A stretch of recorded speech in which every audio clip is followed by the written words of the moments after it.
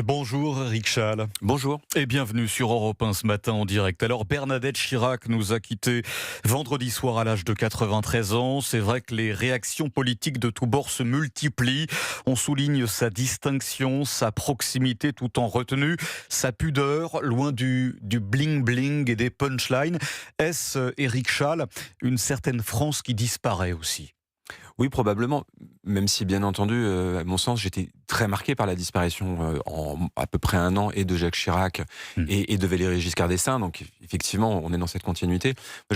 Hier soir, je pensais à une phrase de Talleyrand qui disait que derrière chaque grand homme se cachait une femme. Et je crois que Jacques Chirac a beaucoup caché pendant longtemps Bernadette Chirac, et finalement elle a repris par elle-même la lumière par son talent. J'ai souvenir en 2002 de la campagne présidentielle où elle avait accepté une émission de Michel Drucker un dimanche. Oui. Elle avait pris la lumière, elle avait explosé. On est arrivé dans une véritable Bernadette mania.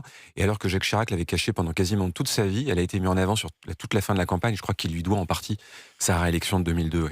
Eric Schall, l'actualité, c'est aussi l'affaire Liana. 5000 personnes attendues cet après-midi pour une marche blanche à Fleurance.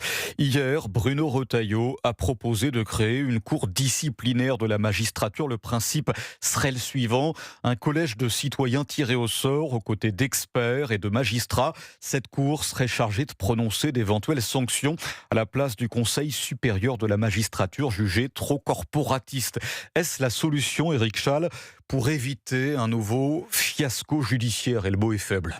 Bon, en tout cas, une chose est certaine, c'est que comme il y a eu après l'affaire Outreau un après, oui, il doit y avoir un après. On le doit à la famille de Liana, on le doit à toutes les victimes. Il faut absolument apprendre de ça. Moi, après l'affaire Outreau, je fais partie des gens qui ont travaillé sur les différents comités et un certain nombre d'idées ont émergé, ont été mises en œuvre. C'est la même chose. Bruno Retailleau met une idée sur la table. Faut-il sanctionner c'est la question simple. Il faut bien entendu sanctionner. Vous savez, dans la police, il y a des enquêtes internes qui sont extrêmement lourdes, avec des punitions, des sanctions qui pleuvent en général, avec un contrôle interne de l'IGPN qui est très rigoureux.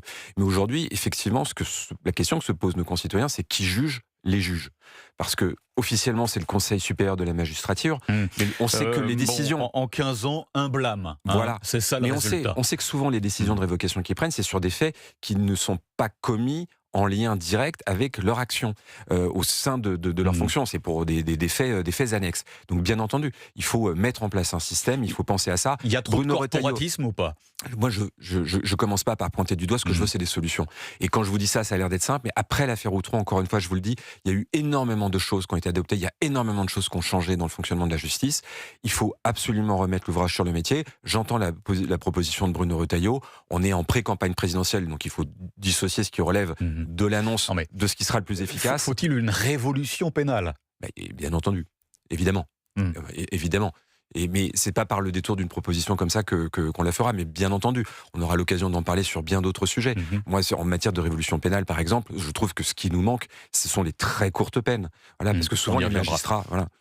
Alors nous sommes à, Eric Schall, nous sommes à 9 mois de la présidentielle. Je rappelle que vous êtes délégué général de l'UDI. Le fameux ni de droite ni de gauche n'est-il pas désuet aujourd'hui, à l'heure où les débats sont quand même de plus en plus polarisés, à droite comme à gauche? Alors, je me suis jamais retrouvé dans l'expression ni de droite ni de gauche, parce que vous savez, à l'UDI, nous, on est le centre droit, donc vraiment le trait d'union entre le centre et la droite. Mais la polarisation, elle me soucie, elle m'inquiète. On voit bien aujourd'hui qu'on a deux candidats qui se détachent, ce qui représente deux radicalités, mais je pense pas qu'on puisse construire un projet politique en opposant les Français entre eux. Moi, je ne me satisfais pas de l'opposition entre d'un côté la France éternelle ou de l'autre côté la Nouvelle-France de Mélenchon. Les urbains contre les ruraux, les retraités contre les jeunes. On peut pas bâtir une société en clivant. Donc, bien entendu, le ni de droite ni de gauche n'a jamais été une solution. Mais ce qui m'inquiète, c'est que peut-être qu'on n'aura pas de candidat de la droite modérée, du centre ou de la gauche modérée. Bruno Retailleau, c'est pas la droite modérée selon vous? Moi, ce qui m'intéresse, c'est le socle commun. Vous savez, à l'UDI, on est probablement les derniers encore à croire au socle commun, c'est-à-dire l'union du centre et de la droite. ce socle commun, pour moi, ça va de C'est ce qu'a Retailleau fait, à c'est ce qu'a Renaissance. fait Emmanuel Macron pendant 9 ans. Non, parce que pendant longtemps, la droite n'y a pas participé. C'est ce qu'on essaye de faire là au socle commun. On a vu au municipal, lorsqu'on est uni, ce socle-là, en fait, ça fonctionne. Lorsqu'on ne se divise pas, les Français nous écoutent. On a eu de bonnes municipales parce que les Français nous ont pris au sérieux. Moi, je souhaite vraiment un bloc qui va de Retailleau à Renaissance ou de Renaissance à Retailleau, appelez-le comme vous voulez. C'est le socle auquel je crois. On doit avoir une candidature qui émerge de cet espace politique-là. Alors, qui trouverait grâce à vos yeux parmi les présidentiables dont on parle en ce moment? Moi, ce qui m'intéresse, et ce n'est pas de la langue de bois, c'est que du débat qu'on est en ce moment émerge le meilleur candidat. Oui, mais vous voulez pas de primaire à l'UDI, alors comment on fait? Parce que je ne pense pas que la primaire, effectivement, soit le bon moyen de faire émerger ce candidat, parce que la primaire, Hervé Marseille l'a souvent répété, d'abord, pour des raisons logistiques, elle n'est plus réalisable. J'ai organisé la primaire en 2016. Vous savez, 10 000 bureaux de vote. On a mis 1 an et demi à l'organiser. Et puis, la raison principale pour laquelle c'est pas possible, c'est que au sein de ce socle auquel je crois moi, tout le monde n'est pas d'accord sur le périmètre, vous l'avez dit. Bruno Retailleau veut faire un espace politique qui va un peu plus à droite que LR et qui va pas jusqu'à Renaissance. Gabriel Attal veut un espace politique qui irait au centre-gauche mais qui n'irait pas jusqu'au LR les plus radicaux. Moi, je crois qu'on doit prendre ce socle-là aujourd'hui qui va de Renaissance aux Républicains, et les bonnes idées doivent émerger. Mais les Français n'ont pas besoin qu'on invente des règles du jeu pour eux-mêmes voir se distinguer le meilleur candidat. Moi, ce qui me soucie, c'est qu'on a des thèmes à porter et que les candidats écoutent nos thèmes et on choisira celui qui est le plus conforme au projet de société qu'on veut porter. Éric Chall, nous sommes une semaine après les émeutes post-finale Ligue des Champions en marge du match du PSG. Êtes-vous favorable à ce qu'on ponctionne les prestations sociales de ceux qui cassent? Je vous pose la question car le gouvernement en ce moment planche sur le sujet.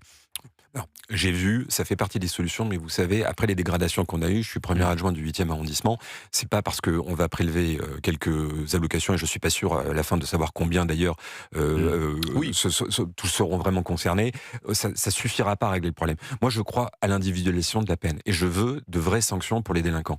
Et les vraies sanctions... Les TIG ? Alors, en fait, voilà, il y a deux sujets.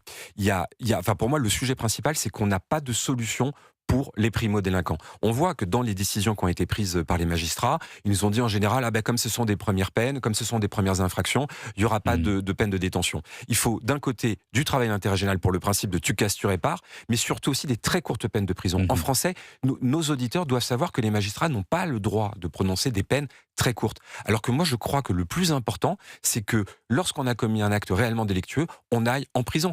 Pas des années, quelques mois, peut-être quelques semaines, mais je crois vraiment à la vertu de la sanction. Et c'est là qu'on évitera la réitération. Merci beaucoup d'avoir été parmi nous ce matin. Éric Chall, je rappelle que vous êtes délégué général de l'UDI. Merci d'avoir été en studio et en direct sur Europe 1. C'était un plaisir, merci à vous.